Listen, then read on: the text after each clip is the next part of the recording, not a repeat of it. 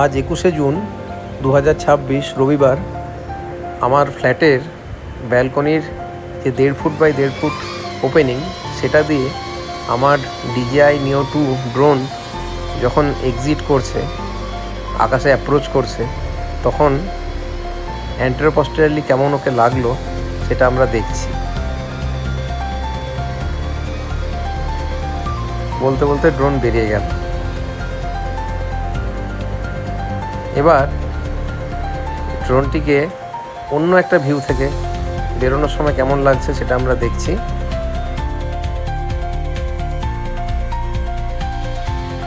তাহলে আমার দুটি স্মার্টফোনের চোখে ড্রোনটিকে কেমন লাগলো বেরোনোর সময় সেটা আমরা দেখলাম।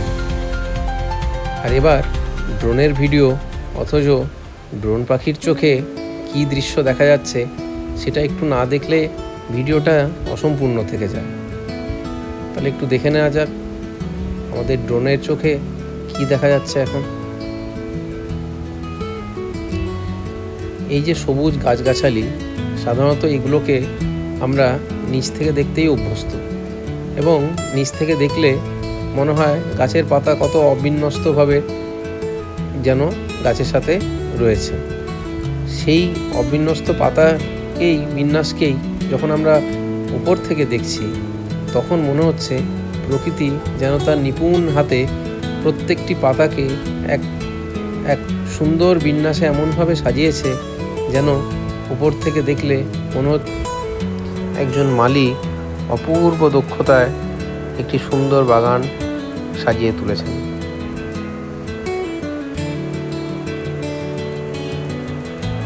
বলতে বলতে আমরা আরেকটু উপরে উঠে এগিয়ে চলেছি, দেখে চলেছি মনোরম দৃশ্য। হঠাৎ আকাশে এক ঝাঁক পায়রা উড়ে এলো, তবে এরা আমাকে আর আক্রমণ করেনি। আজকে এদেরকে আমি নিচ থেকে না দেখে এদের লেভেলে বা কখনো কখনো একটু ওপর থেকে এদেরকে দেখে বেশ অদ্ভুত লাগছে। অন্য এক দৃষ্টিকোণ থেকে এই দৃশ্যপট দেখে এবার আমাদের ফেরার পালা। এই আমরা চলে এসেছি যেটার আমি এখন নাম দিয়েছি অ্যাপ্রোচওয়ে টু অ্যান্ড ফ্রম স্কাই। তার সামনে ফ্ল্যাটের ভেতরে ঢোকার জন্য আমাদের ড্রোন নিয়ে। যখন ড্রোন নিয়ে এক্সিট করি সেটা অনেকটা সহজ বলেই এখন মনে হয়, কিন্তু এন্ট্রিটা বেশ কঠিন। কারণ ভেতরে ঢোকার সময় ড্রোন বারবার করে ওয়ার্নিং দেয় যে textured environment, fly with caution. যেহেতু এর ওমনি ডাইরেকশনাল সেন্সার আছে, তাই প্রতিবার এটা ঢোকার সময় আমাকে স্পোর্ট মোড অন করে সমস্ত কিছু ওয়ার্নিং না ভেবেই ঢুকতে হয়, এবং সেই সময় অ্যাক্সিডেন্ট হওয়ার চান্স থাকে।